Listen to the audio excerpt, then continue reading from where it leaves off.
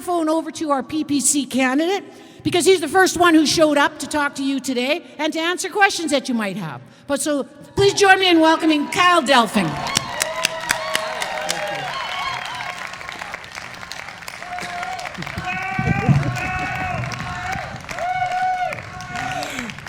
Thank you. Thank you so much. Thank you, Jackie. And thank you, Stand Up Vernon, for putting this on. It was about October of 2020 when I finally said enough is enough. I mean, it was before that when I said enough was enough, but that was in March when I realized what they were doing after the 14 days, the first 14 days. I sent a friend of mine down here from the People's Party of Canada to meet Heather because we all seen at that time in the news, and I was running at that time with another party for MLA, that if you got caught in public as a politician questioning the narrative, they would crucify you, for lack of a better term. And you would not be a credible person. And so I sent my friend down here, and they met Heather, and they met Steve. And that's how good of a good guy that Steve is a great guy. Heather is a great person. I met for coffee with them, and I found out they were just regular folk like me who were done. They understood the narrative. They seen the risks that they would have to take if they wanted to get back to normal. They understood them, and they wanted to take them, which is what everybody here today is doing. They're taking risks. It goes against the narrative. We're over 50. We're not social distancing. There are no masks, and nobody has had their Vax Pass checked today to gather. We lead by example here in the People's Party of Canada. I appreciate what they've done because they led by example and they led this community to a path of freedom. And I'm standing here today as a candidate for the People's Party of Canada, the only party that agreed to come here because there's really only one election topic this year. I could stand here and talk to you about policy all day long. I know them memorized, every single policy in our book. But the only policy that matters is freedom.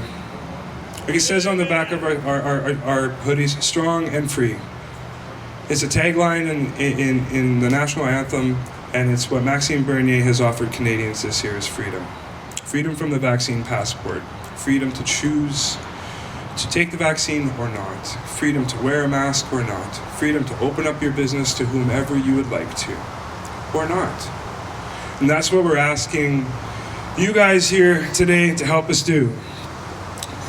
As Jackie said, the other four parties didn't show up because they know that if we were to stand here and talk policy all day, there's one policy they wouldn't offer: freedom.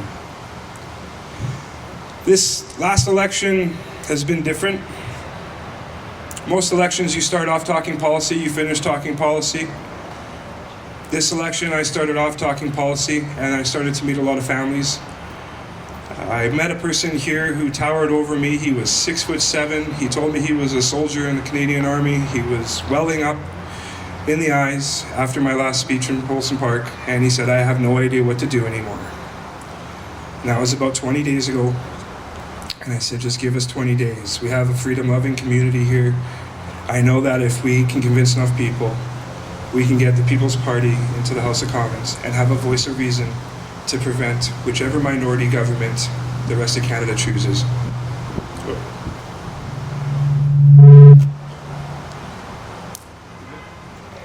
All right. My name is Kyle Delfing, and I'm a businessman here. This is the third time I ran. And like I said, it's become personal. It's no longer a campaign of policy. You guys aren't here to hear me talk about taxes, I don't think. Probably not here to talk about climate change this year. It's been a wild year, but it's definitely been a result of inaction from our governments. You know what I mean? This party has promised Canadians a way out of the United Nations, and that's what's really bringing this country down.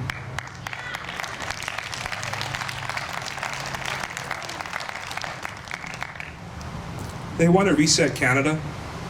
There's a book called The Great Reset. Maybe you've heard it. The Great Reset is what Justin Trudeau was yelling into the camera on September 24th, 2020 about. 6 months after this pandemic started, that man was excited. He said that this is the moment they're waiting for, the opportunity to reset Canada and to start anew, build back better. Global communism, that's what they're talking about. That book has been distributed around the Western world. It's written by a man named Klaus Schwab. Chrystia Freeland is good friends with him. Michelle Rempel has been caught in the same classrooms at the World Economic Forum with him. We have two parties, the Conservatives and the Liberals. They've been in power for the better part of the last 100 years. And neither of them has ever offered us a change, and to this day, they're lockstep marching into the Paris Accord. If you look at Canada, they've used climate change over the last 20 years to terrify Canadians into thinking their families will not prosper in the future.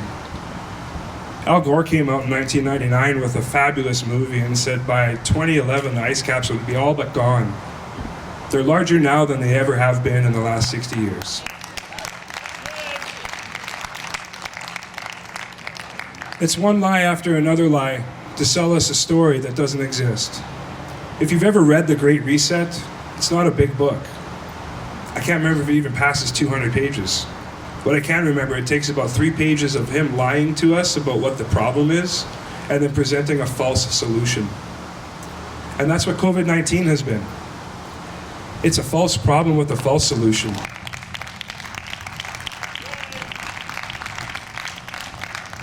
Everybody has realized this by now. Even those people who will criticize us online, they're questioning things. Last year, like I said, when I met Heather and Steve, I started to attend these rallies and stand up with you guys because I believe in this country. And when I went to Kelowna for the first mega rally, which is going on right now, and I thank you guys for coming here instead of going there, I videotaped the mega rally's march. It was 6.5 minutes long. I put it on Twitter, 3 different posts. I spent 2 weeks fighting for my business's reputation online, fighting my political reputation online, fighting off so many Conservative Party of Canada trolls I lost count. They're all gone now, every last one of them. They slowly fell off the radar over the last 8 months as the realities of what's coming down the pipe came to fruition. They tell us that this pandemic, there was nothing to do about it in March 2020, that we would have to get a vaccine and the vaccine rate would have to be 75% for Canadians to get their life back. We're at 70 across Canada. People accepted it. They're not going to give us our life back. They've increased the penalty to a vaccine passport. Vaccine passport, it fools some people into thinking that they have the right to good health. I haven't read that on the charter, the right to good health. It's not there. What we do have is the right, and I'll read this again, and I'll pull it out time and time again, because this is my $10 bill, as I like to say. On one side is the Human Rights Museum. In 2009 on, I was a concrete pump operator. I pumped about 40,000 cubic meters into that museum. And I learned a lot of fascinating things about the architecture of this museum. On the opposite side, in 1987, my Opa, a German man, gave away his German-Canadian daughter to an African-American man whose aunt is on this bill, Viola Desmond, who stood for civil rights. She went into a theater and she went into the white section. I mean, to think about that now, having segregation, color, we would never do that. And we proved it on this bill because we put it on here as a government. Every individual is equal to and before under the law and has the right to equal protection and equal benefit of the law without discrimination.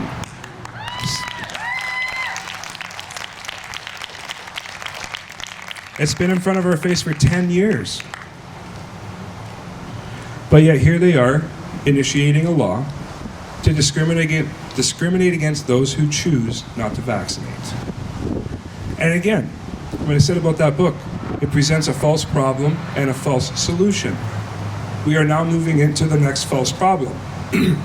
The unvaccinated are being blamed for the variants.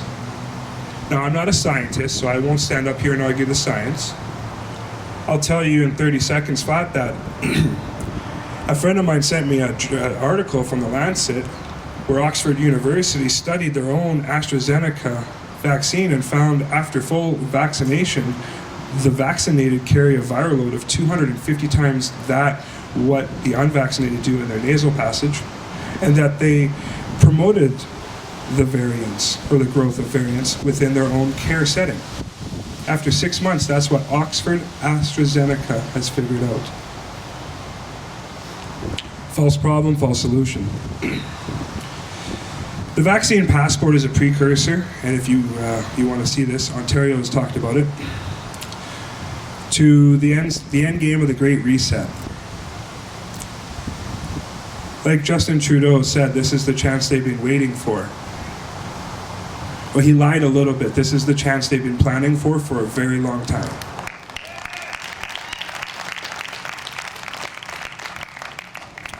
And so we don't have much time to stop them. They got the upper hand. But what we do have is democracy. Canada's on the forefront of this. The very first thing Justin Trudeau told Canadians as Prime Minister in his speech was, "You are not going to recognize this country when I am done with her. She will be the very first post-national state." Nothing to cheer about there. Something to fight for. And something I was fighting in 2019 alongside of a lot of good people out here who were part of the first EDA for the People's Party of Canada, who were part of the first protests when they realized what was going on, who never gave up. And now we're 48 hours away from the Great Reset. This election is not about what policies you choose. It's about what path forward we choose. The path forward has to resemble the path that we had behind us.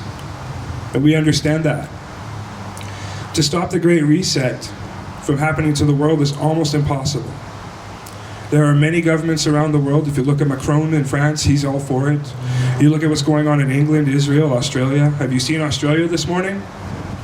I don't want to see that come to Canada, but a little tidbit. You have a police line, 2 police officers deep, 40 wide, over 1,000 angry Australians, and they did not stop them.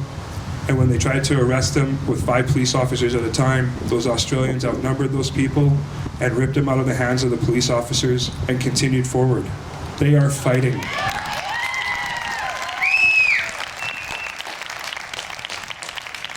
But we have an opportunity to avoid all that.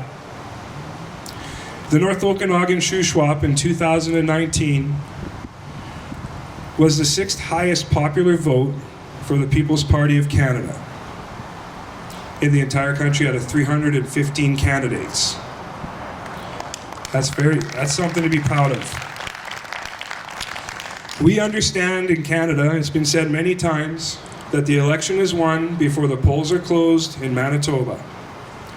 And right now you're looking at a minority government on either side of the fence. It's been going back and forth for the last 7 days. They don't know. They're terrified in the Conservative Party. This morning I read a letter that was addressed to my name, obviously spam, but because I was part of their group for so long before Mel Arnold, like 8 years ago, they still have me on a mailing list, and it was from Pierre Pollier. And he says, "Kyle Delfing, we share the same ideology. We fight together for Canada. And you must know that this election is so close for Trudeau winning that you can't split the vote." It's a 2-page letter, double-sided. I don't have time to paraphrase the whole thing. The last paragraph essentially said, if you vote for any other like-minded party, Justin Trudeau will get in. There's an acronym called FIPA. Stephen Harper brought it in 2011. If you remember Justin Trudeau in 2015, 16, 17 going, blame Harper, Harper did it, it was Harper's fault. He didn't lie to us. Stephen Harper passed legislation to sell Canada out to China in 2011 that they're using right now to implement the social credit system, to take over Canadian businesses, to fall the oil field into their hands, to get the coal into China cheap, to get any raw product they can out of this country into the United States of America so that they can support their raw exports down there. Because if the United States falls, China falls, and China doesn't want to fall. So China's only option is to be the leader in the Great Reset, and they've known it since 1998. The Conservative government of Canada and the Liberal government of Canada have been complicit in selling this country out since 1998. There's only one option right now, and that's to split the vote, because Pierre is wrong about one thing. There are a handful of ridings in Canada where we can split the vote and not risk a Liberal, NDP, or Green win. This is one.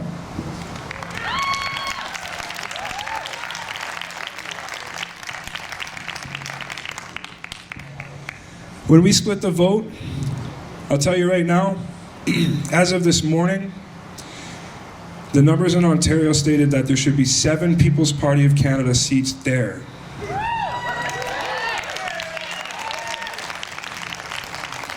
And I got those numbers from a guy who is a prominent troll of the People's Party of Canada. He despises Maxime Bernier. He is angry about that reality because they see their power fading. And that's what we have to achieve here in British Columbia.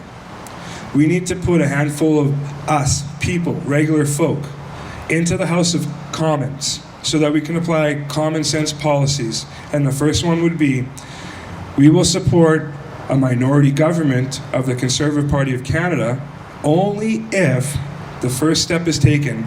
All vaccine passports at provincial level and all support federally are abolished, banned, and they enforce the 15th section of the Charter of Rights.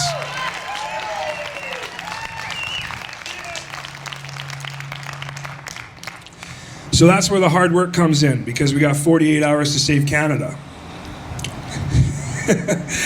Right? I've said it before and I'll say it again. We have to get the vote out. We have to get uncomfortable. We have to get on all the forums around town. On Twitter, on Facebook, Instagram, Telegram, everything. Any medium you can find. If you got old work emails from 10 years ago that have mailing lists on it, use them. Because now you're fighting for your country. You're no longer supporting a political party. You're supporting your own country, your freedom, and your future, and you're ensuring that your children are going to be able to enjoy the life that you enjoyed for the last 50 years.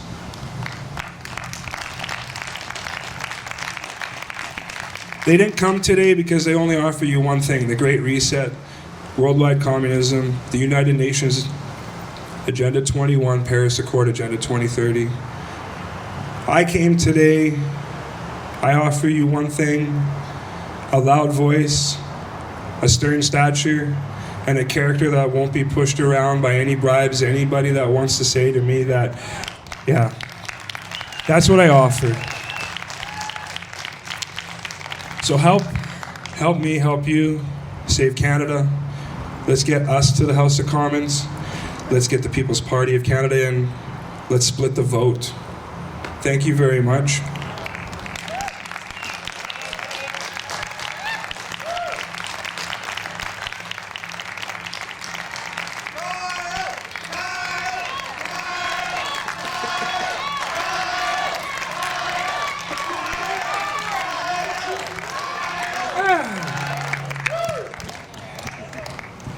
Did you guys want a Q&A? You want to do a Q&A? Anybody? It's on the schedule. No? Perfect.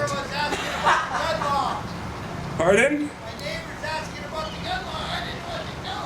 The what? Gun law. I said, I think he's keeping it the same. The gun law. That's another lie. Here, let's go over 3 lies. Carbon tax was going to be abolished by Aaron O'Toole. That was signed in February 2021. Here we are 7 months later, and he's going to push a carbon price on us. That's the first lie. Second lie, he was going to promote democracy, but he came out and said that My party will be run from the top down, so just like Derek Sloan, if you come forward to me and oppose my rule, you'll be kicked out. To prove it, he kicked Jonas Smith out of the party in the Yukon prior to the election because he was against mandatory vaccine passports. If that man, Mr. O'Toole, said that he was against it, his actions proved otherwise. And the last one was the gun control.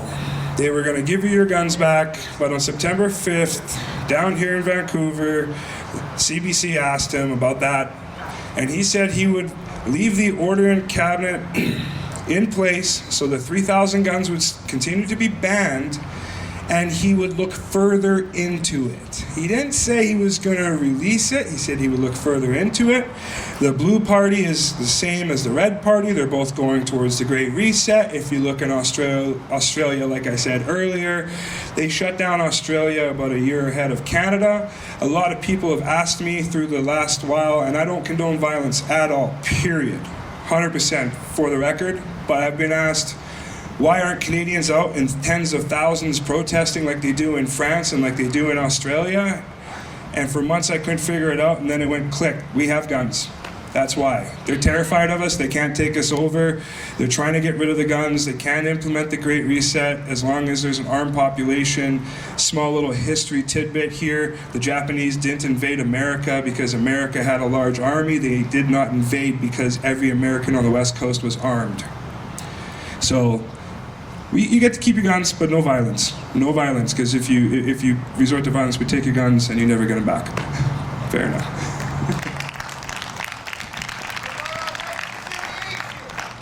Reconciliation. There's a Truth and Reconciliation Commission with 94 points. None of them go far enough because they continue to suppress Aboriginals in Canada.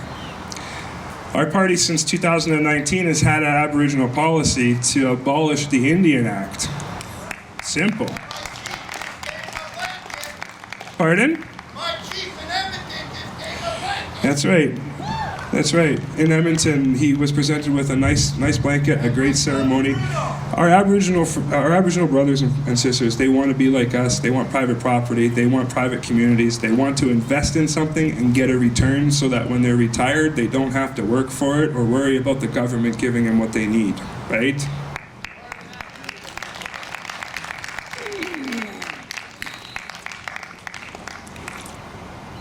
Any other questions? Carbon tax. Absolute zero for Canada. Something like that, you have to explore the Constitution, but there has to be a way to penalize a province like British Columbia for using that against their citizens. Personally, I would like to see our province get rid of the carbon tax. It's hurting us all.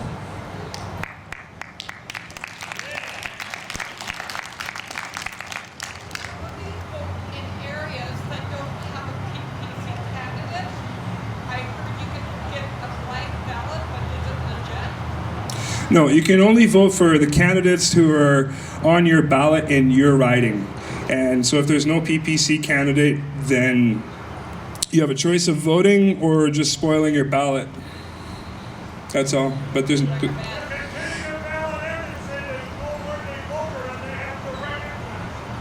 I'm sorry, I couldn't hear that one.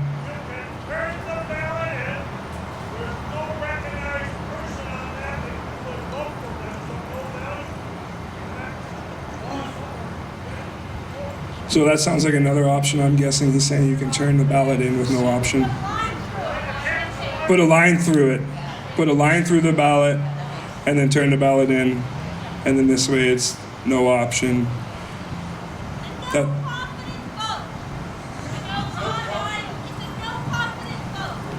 Is that what it is? No confidence vote? Thank you. I've never actually worked at Elections Canada, so these are all... Thank you so much.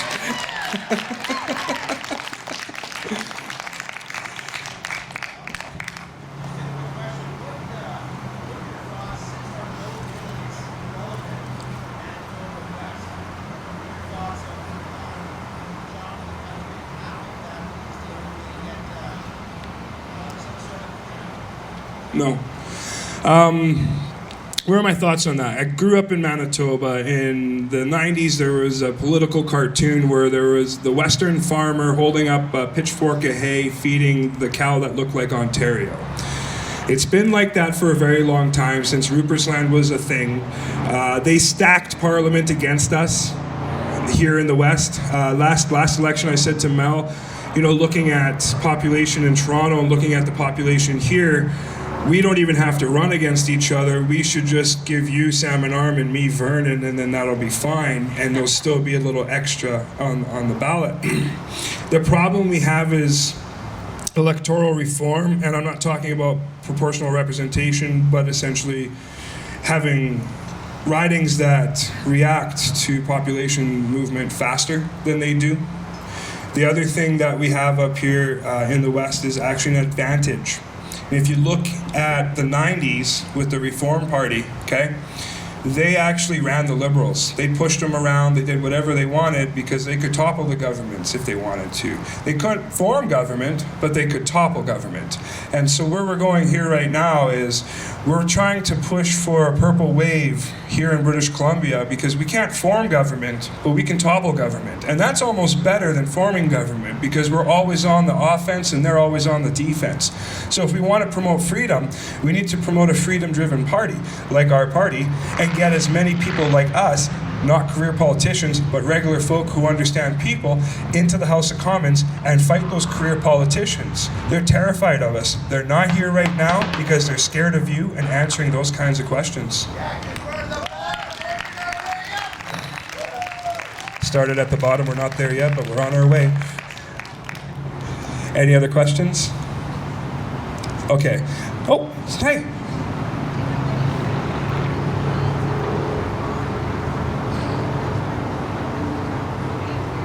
I do, yeah. Voting machines and voting fraud. It's been all over Twitter and Donald Trump won the election or something like that, but up in Canada, it cannot happen. Up in Canada, it's against the law to use digital voting machines for federal and provincial elections.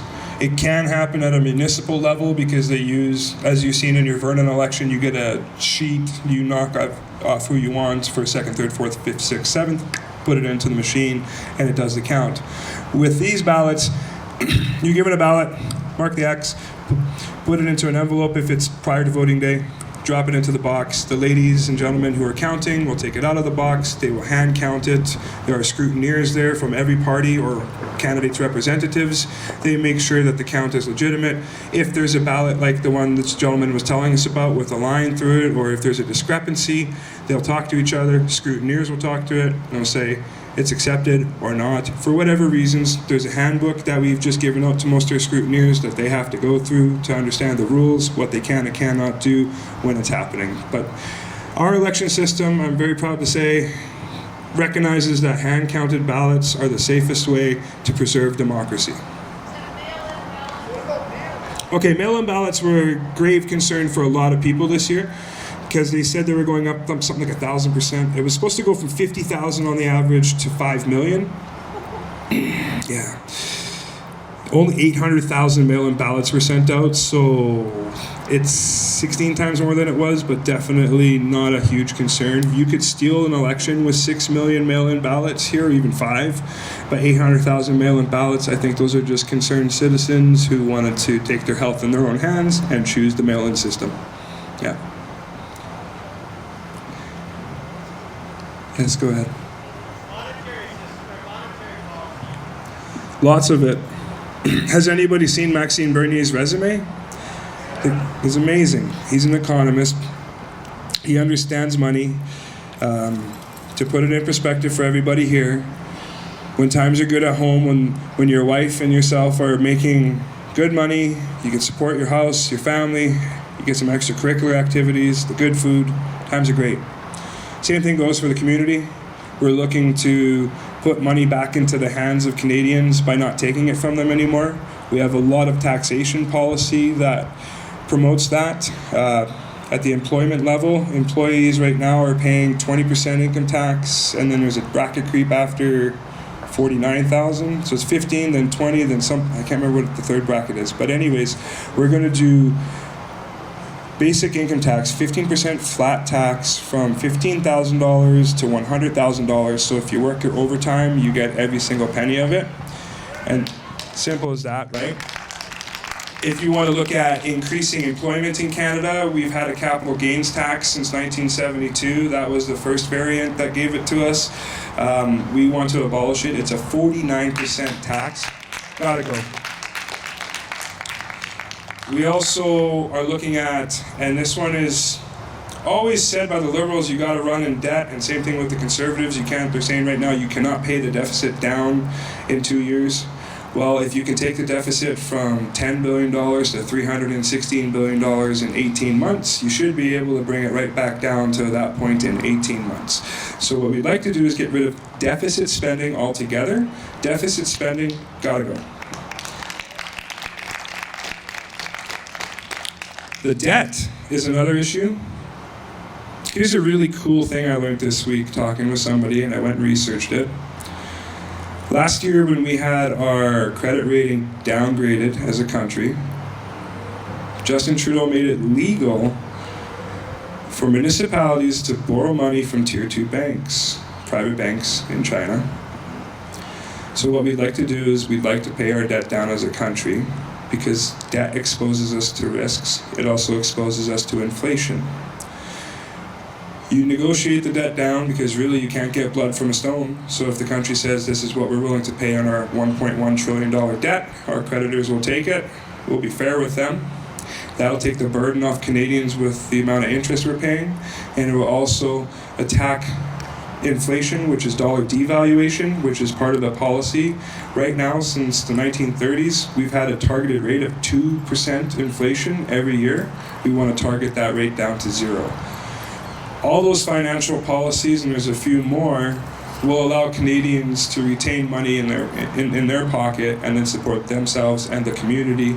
It will allow business owners and investors to seek out relationships within Canada for capital to increase our research and development capacity so that we can employ more Canadians in higher tech sector jobs. Right now, nobody wants to invest in Canadians because you have to pay too much tax here. You always hear about offshore tax havens. Can't blame a person for trying to hide from 49% tax on an increase. So it's crazy. Any other, what do we got? Ah, yes. So my question is about the media. None of this garbage would have been spread around if the media wasn't complicit in telling lie after lie after lie. Anything that can be done federally, provincially. Tons. Kill CBC. Yeah, that's it. CBC, defund, that's the first one. But the Vernon Morning Star got $177,000 in change to not report on important topics this election. I know. Like Justin Trudeau said at the Pressman's Ball 2 years ago, he goes, you know, it's almost as if you couldn't pay for better headlines, because he's paying half a billion dollars a year to the core press in Canada, CBC, CTV, Black Press Media, so that they get favorable headlines. And then just before the election this year, about a week prior to the call, when everybody knew it was coming, on a Monday, he had a meeting with all the main press, with the press corps. And what he did was he divvied up another $60 million just for the course of the election. So what we have right now in Canada is akin to the North Korean broadcasting system. The state pays for the good headlines, and then this way information is suppressed. So we stop paying them for their headlines. They have to come out to the park like this, stand in the corner over there with their notepads and actually find a story and sell it to people, because right now they don't have to work for it. They can just take the $177,000 and sit there and do nothing.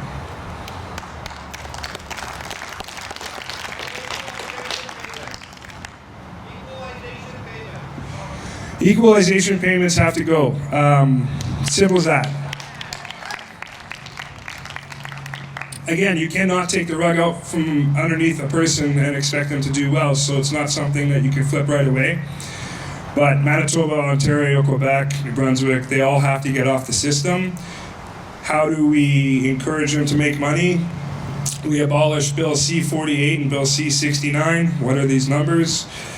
One of them says you can't build pipelines in Canada to export. One of them, you can't build pipelines and use them in Canada, even if it's an existing infrastructure, unless there's net carbon neutral or net carbon zero emissions between the origin in Fort McMurray and the Irving refineries in New Brunswick. If we allow oil to flow through Quebec, much like it flows through British Columbia, royalties right away, make some tax money, stop importing. Quebec will have an opportunity to make money and get off of the system that is essentially paid for by the oil in Alberta. Simple as that. Next question. Go ahead.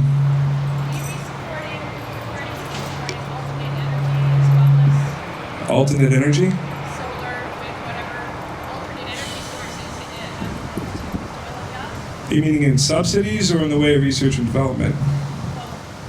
Okay, so no to the subsidies, and that's because we're also no to oil subsidies. Okay, Canada needs to stand on its own 2 feet. Oil subsidies can go if we open up pipelines to markets and then we get full fair market value for our product. Green subsidies don't need to exist. I'm not against green energy, but what I do know, and I built a few windmill farms,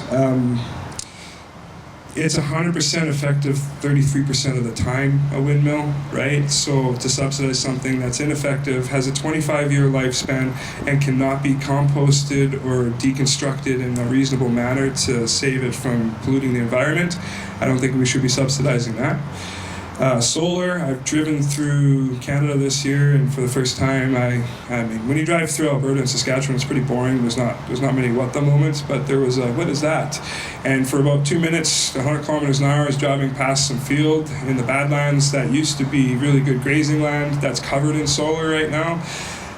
Solar, again, I think it gets up to maybe 40 or 45% of the time it's effective, but a lot of materials, and again, it's not good. Solar alone, just the solar panels alone that we are looking to use for the Green New Deal will increase the world's plastic waste by 100%, so double it by 2050, just the solar panels alone. So that's not something that I think we need to be getting into. Alternative energy in Canada, hydro, 85% of our energy comes from hydro in Canada. There's another neat thing about Canada is we don't have much nuclear, but that is probably something to explore, and I don't mean Chernobyl or the same style that they have in Japan. You can get much more stable reactors. France has been working on them for a long time. They've got these micro-reactors. That would be something that this government should explore, that Canada should explore, because as you look at the Site C dam, hydro is clean energy, but it's highly destructive to the environment. We have to flood thousands of square kilometers of land, taking out a biosystem that will never be replaced. So I think as a species we can do better to eliminate our waste with energy generation, but subsidies isn't the way. Free market is the way to do that.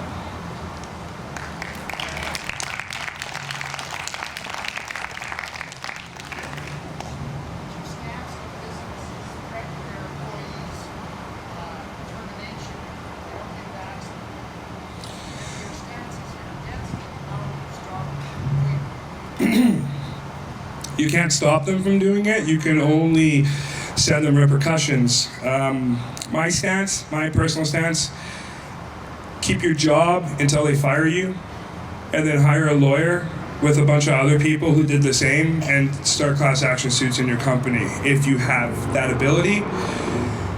If not, seek out organizations like Action for Canada who do work with constitutional lawyers and ask them for advice. A lot of the advice in my stance are kind of based on what Rocco Galati has spoken about in the last few weeks. He's a good man. But I believe that those businesses who are firing people for not vaccinating, vote with your wallet, don't go there anymore. And seriously, because they're not doing a service to our community, right? But understand at the same time, it is tough to own a business that has fines being threatened at $24,000 per hit. knowing that you're going to lose your business in 3 months slowly if you don't adhere to the vaccine passport, or that you could lose your business in 3 hours if you just decided not to do it and they came in and fined you. So this is a very, as a business owner who I absolutely refuse to require vaccination. I have left the old folks' homes. That's a market that was 30% of my business. I refuse to ask people to get vaccinated to service that market, so I'm no longer servicing it. Eventually, I won't be servicing A&W, McDonald's, all the other places, because they're going down the pipe.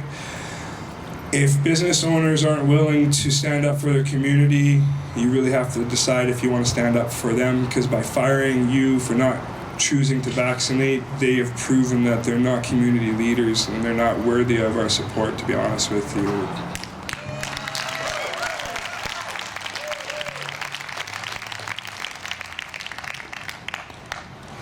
Any other hands up there? I think we're at the end. Okay. Oh, we got one walking up here, so sorry about that. Pardon? How can we improve our medical system? We'll get the Fed out of financing altogether. It's your job, our job as a federal government, to make sure that we have a healthcare system in every province, but it's actually not our job to finance it. What we are going to do, our proposal, and I'll tell you why, we were the 5th best in care in 2006. We spent $20 billion a year, 5th best out of 35 OECD nations at $20 billion a year in 2006. In 2019, we were the 13th best in care out of the 35 OECD nations at $40 billion a year. All right, 13 years, double the cost. What's the problem? The very first conversation I had before I actually became a candidate was with a former MP, and he said, you need to know the answers to the questions, right? He goes, why, or what happens with the money from Ottawa when it goes to Victoria? I have no idea. He goes, it's not scrutinized. He says to me, Kyle, if you went out and you said you're going out with the boys and you're going to spend $100, and you came home and your wife looked at the bank account and $500 is missing, and you had no explanation, what happens? Not a good day. He says, well, it's not the same for the government of British Columbia. They get a healthcare transfer payment from Ottawa. It goes into general revenue for British Columbia. It doesn't have to be scrutinized through the budget because it's a transfer from the Fed. So they can, if they choose, spend it indiscriminately.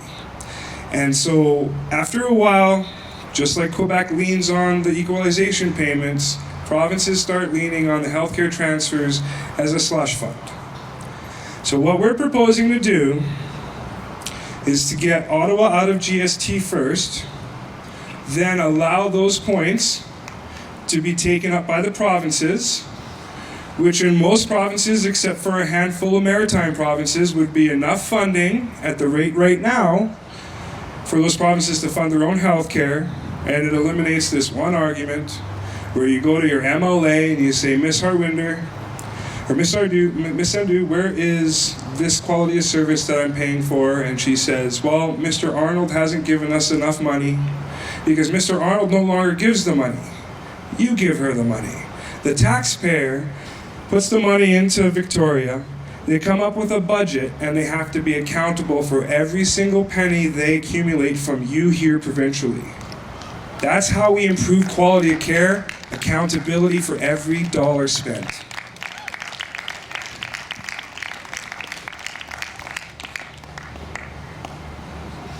Yeah.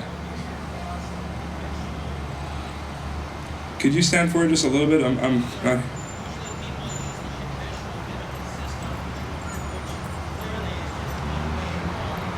You have to come up a little bit. I'm sorry. It's getting noisy over there, that's all.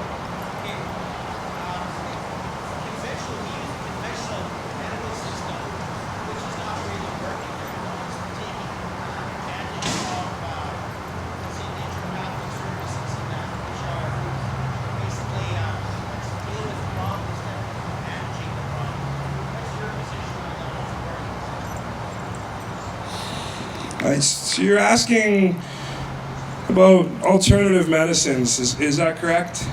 Supporting it as a government? Yes, alternative medicines are not an option.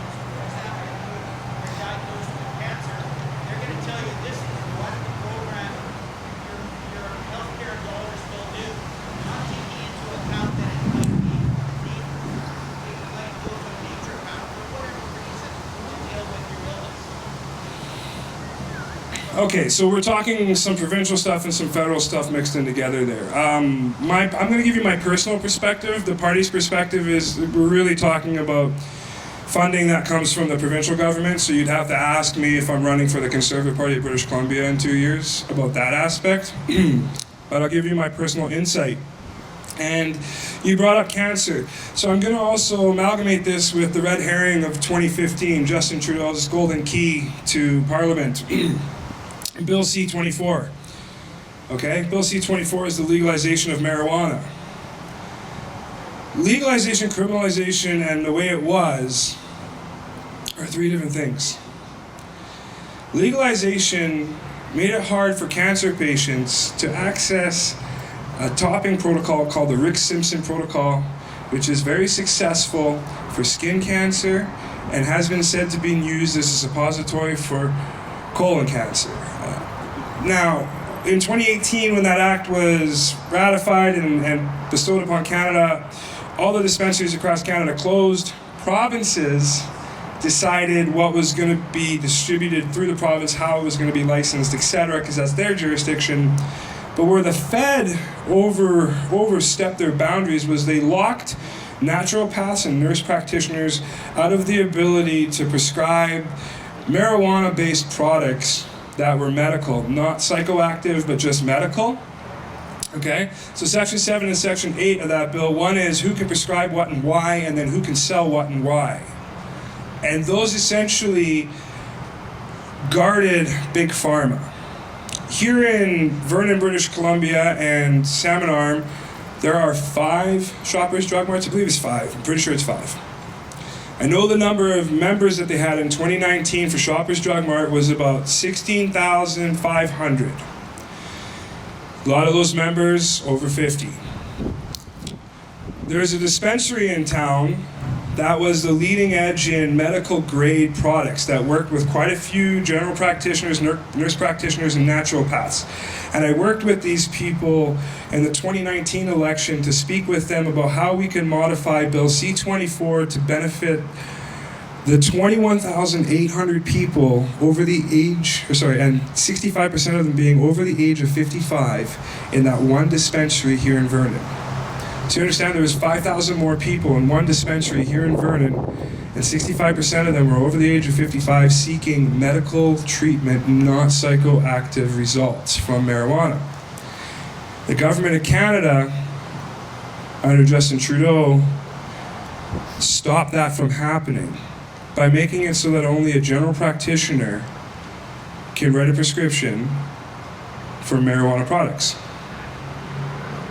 So that closed the whole market. So I spent 6 months running around talking to dispensaries, naturopaths, people who really believed in it, people who developed the products, made the products, sold the products. Learned a lot about it and understood what they did is they dominated the pharmaceutical market with that bill.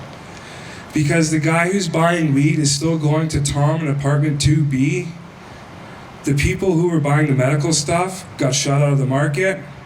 And if you can't figure that out based off of the fact that there's not any province in Canada that has turned a profit from selling flower bud, we're all being fooled, but we're not. So where we're talking here, sir, is I believe that you as a Canadian have the right, just like you do with the vaccine, to choose how you treat yourself.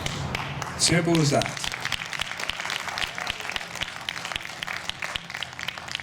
But there's just too much legislation to make that happen, so we have to fix it. Are there any other questions? Oh. How about being able to access ivermectin and other alternative choices instead of the jab? Have you read my Twitter? No, but you can send it my way. Oh, I've had a few trolls, a couple teachers and doctors locally here saying that Mr. Delfing promotes horse dewormer. If it works. I It's also anti-cancer. inflammatory? Well, it does a lot of things, you know, parasites on the skin, whatever you want to do, right? It's a prophylactic in Africa. I don't think it should be restricted. I don't think anybody should have it restricted. Hydroxychloroquine, same thing. I think that if you look at Japan, a friend of mine, she sent me information. Japan, after the Olympics, they had a problem with COVID-19 infections, rightfully so. The world was there for 2 weeks. Japan was looking at vaccination going, well, we can't vaccinate the infected, how do we treat them? And they looked at India, and India, for $2.67 US, treats COVID with ivermectin, vitamin D, vitamin C's, some other stuff. And later, I came across Guatemala, it's an American colony there, I can't remember, but anyways, Guatemala, they have a package, same thing, $3 US, and you open it up, and it's like Sept and this and that for pain, and ivermectin. And then you come up to Canada, like one of the, we like to say we're very developed and highly intelligent, but we're going against all pandemic knowledge, which is don't vaccinate mid-pandemic. You'll promote the growth of variants. And we have world governments going, just use this product, this cheap product that Apotex used to make out in the East. We're ignoring it, and I believe the reason we're ignoring it, and this is just an assumption and not an accusation, okay? But when I was watching a Zoom meeting with this guy, Dr. Martin, he started to explain over 43 minutes how Justin Trudeau is highly invested in the biotech version, like the biotech aspect of Pfizer and Moderna. So he's making money off of it. And the only way you can inoculate this population for COVID-19 is if ivermectin and hydroxychloroquine aren't available, because it's emergency authorization inoculation underneath the Emergency Act. So I believe that part and parcel with a COVID plan, if we were to actually be put into the position of power and force Erin O'Toole to listen to us, it would have to be allow them to have the ivermectin and any other treatments like we were just saying. It's your choice.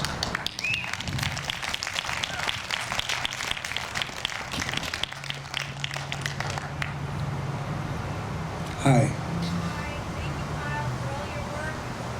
Will you allow our doctors to have scientists, epidemiologists, and others to have their voice back, to not have their medical practices restricted or threatened if they allow informed choice to Canadians? Yeah, here's how I feel about what's going on right now. Mel Arnold would say in the last 4 all candidates forums that there's nothing that he can do about this because the provinces are implementing these passports, these regulations, these mandates. I read the $10 bill there. That's one of 35 different, 35 paragraphs on that legislation or charter. I would respond to that by saying there are 338 powerful individuals in Canada. They're your members of parliament, and their number one duty is to protect life and liberty. Liberty. The liberty to exercise and operate your practice in any way you see fit. I don't know specifically how many lawyers we're going to have to get involved in that, but we would definitely fight. If you had me in the House of Commons, let's just say one person, I have no problem sitting in the House of Commons for 30 or 40 hours on coffee, filibustering them until they get out of my way and allow us to have our rights again. I know that I'm not the smartest man when it comes to law, but I will find as many smart lawyers as I can to help us. Thank you.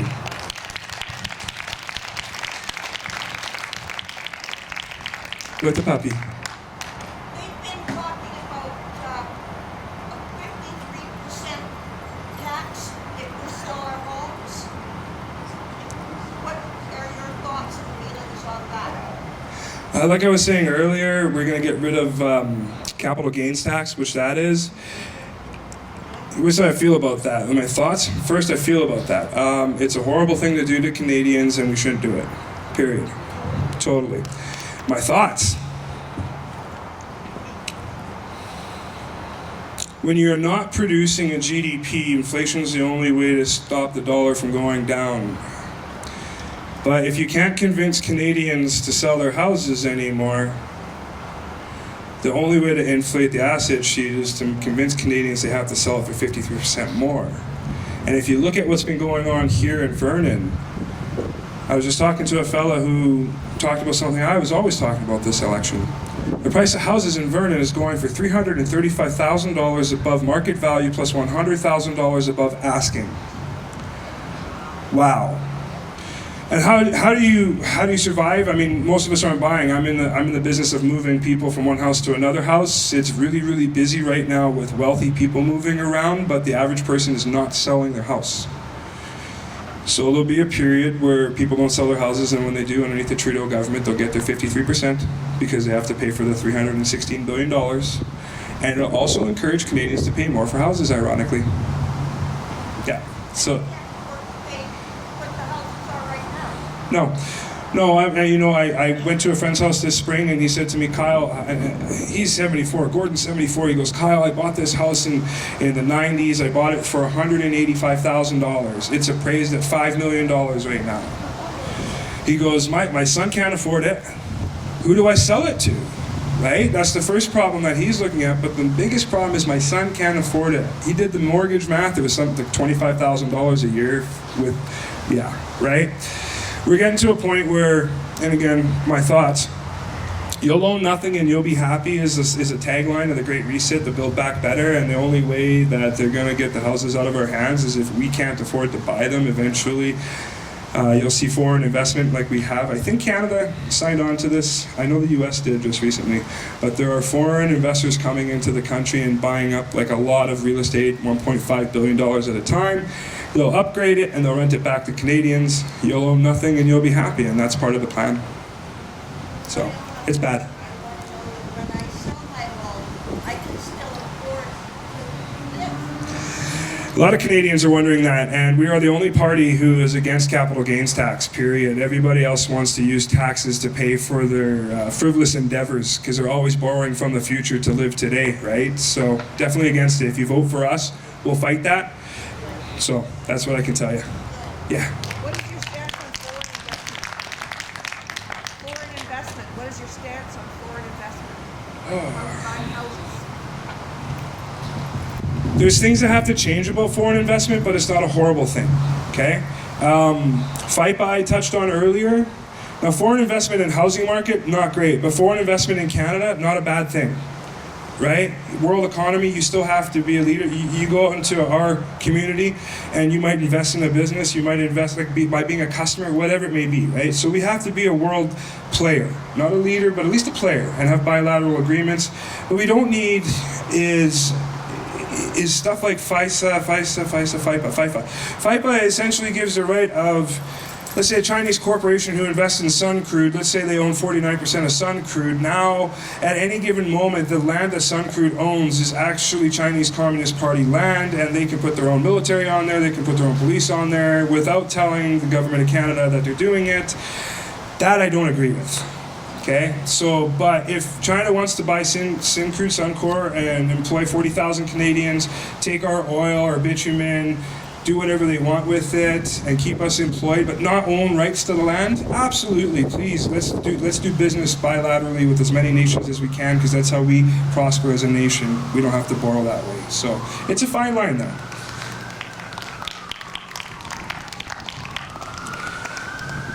One more in the back there, what should we do? White hat.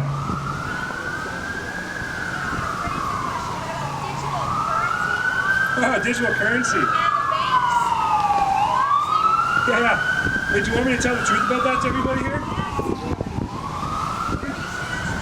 Is everybody ready for a good one? In 2016, the first budget bill was passed. It was an ominous budget bill by Justin Trudeau. In that ominous budget bill, there are provisions for a digital currency in Canada. The Bank of Canada has been exploring a digital currency since that time. They're going to replace your physical currency with that digital currency at the end of the Great Reset, or the COVID period of the Great Reset. Now, a friend of mine here, she runs a big bank. Last campaign in 2020, I sat down and I was having a candid conversation, but I said to her, have you registered all the safety deposit boxes yet? And she looked at me like, huh? How do you know about that? Well, it's supposed to be done by December 2021. She started to cry. She goes, I had them all done. They're done now because the government of Canada wanted it done before December 2020. So they accelerated it. We are Okay, so it's September 1987. The Economist magazine, which is a good Rockefeller rag. No, what's the other family? Rothschild rag. It has a phoenix, laid it in gold, coming out of a burning pile of US dollars with a coin on the front of it, and it has binary code on it, 010101. And I never understood what that was until that ominous budget bill passed. And what it means is the dollar's dead. And the dollar's been dead since September of 2019. There's a friend of mine in the crowd here, we like to go back and forth talking about overnight lending. It's at 91 to 100 since then. It's gone up and down a bit, but what that means is essentially the fiat currency system has ended. It's over, okay? And if you want proof of that, in the last 18 months, the world increased its debt over $100 trillion. It was 260 trillion when we went into COVID. It's 360 trillion now. Canada has doubled its debt in the last 18 months. We went from 600 and something billion to 1.1 trillion. It's unsustainable. We're one of the most indebted nations in the world. We have the most indebted non-nation state in the world, which is Ontario. Ontario has like a $400 billion debt.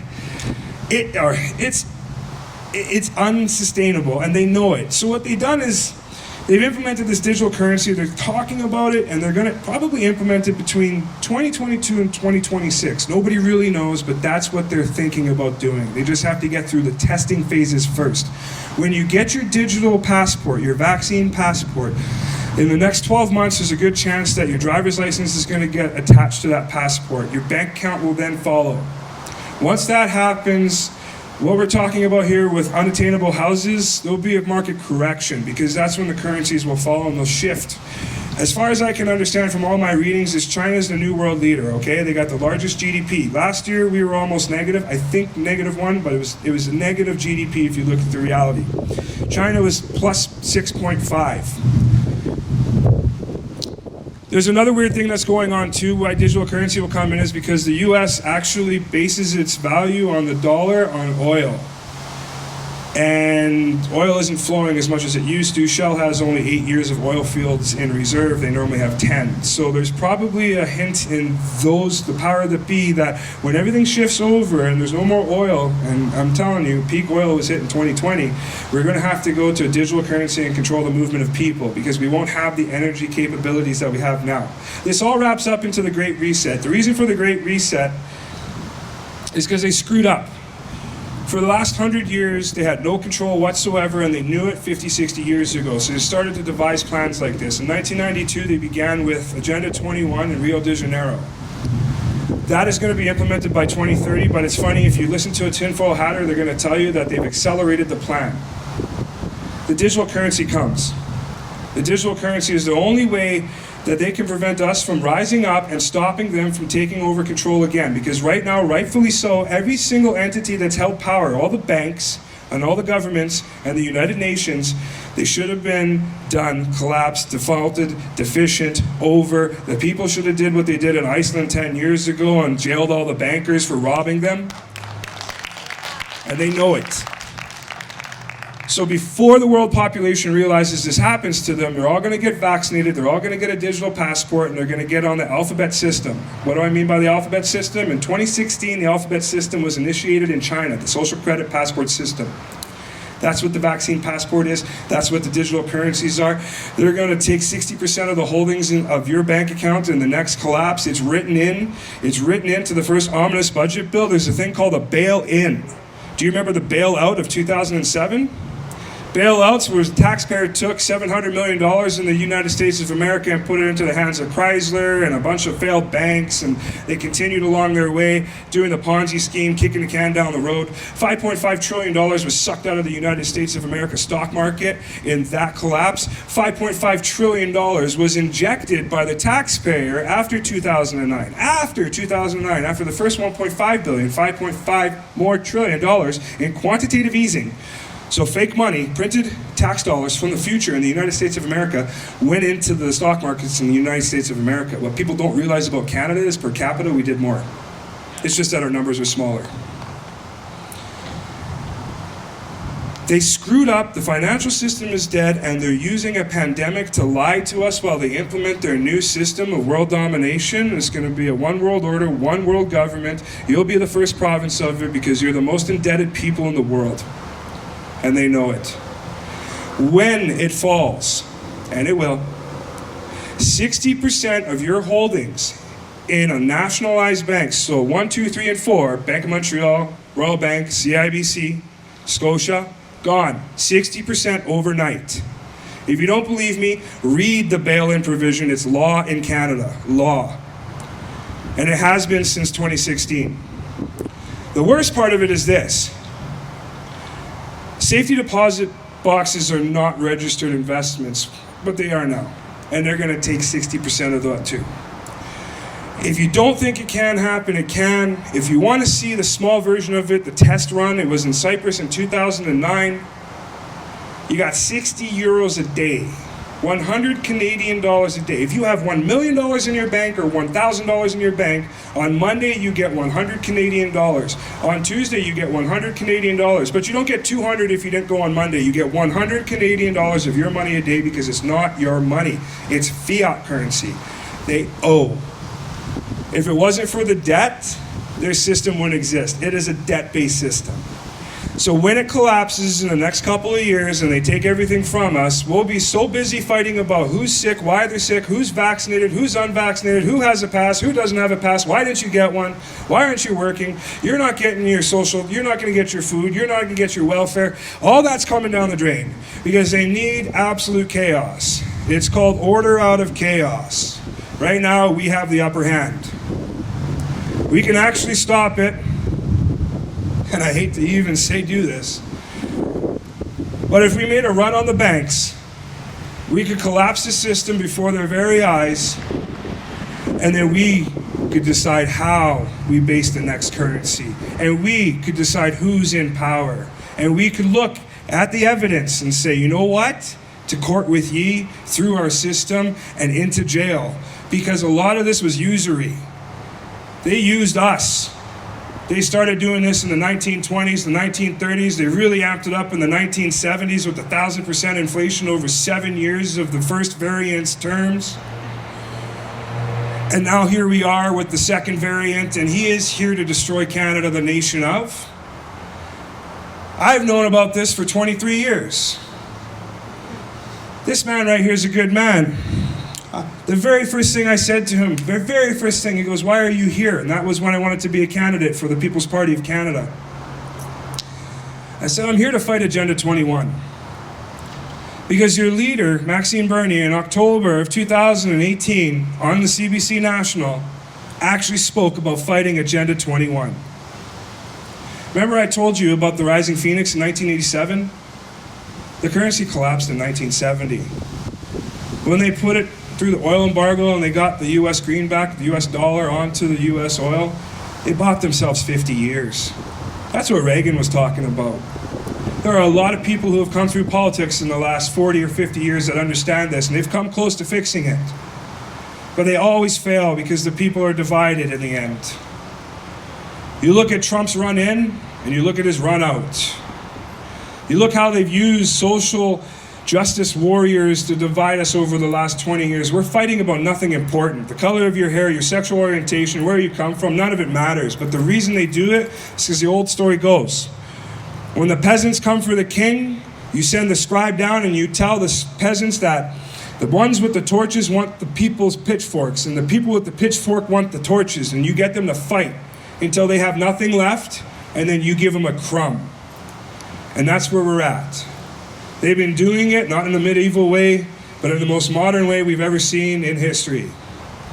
And that's why I continue to fight, that's why I'm here, and that's why I know that if we can convince just a handful of people more in this riding to send the People's Party of Canada to Ottawa, I would literally stand up and start talking the truth because I'm completely done with it. You want to talk about digital currency, you got me going. We're talking about the collapse of government, of currency, of banking, of society, but they did it already.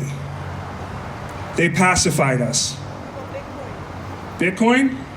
I'm not going to touch Bitcoin because the future is digital currency. I never bought an ounce of digital currency. I don't want to be part of a controlled future. Cash is king, cash will always be king, and that's the way I'll stay.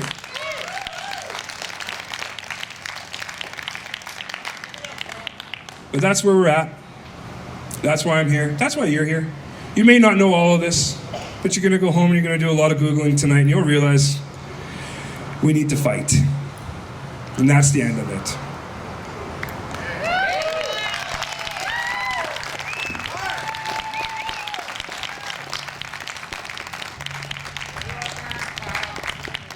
Thank you. I'm going to open it up back to Jackie. She's going to sing you a wonderful song about this country. She's been, you know what? When that song that you sang there in the beginning, the Four Non-Blondes rendition, I was standing in the big one last year, freezing, just having a conversation, and boom, I heard you go, "Hey, what's going on? Hey, what's going on?" I hope we laid it all down. You know what's going on tonight, and she's going to inspire you to fight for this country. Thank you so much. Good job, Kyle. How about let's hear it for Kyle, you guys. Come on. Let him know you love him. Woo! Well, we love people that stand up for what's right, just like we love each and every one of you here that's feeling the same way.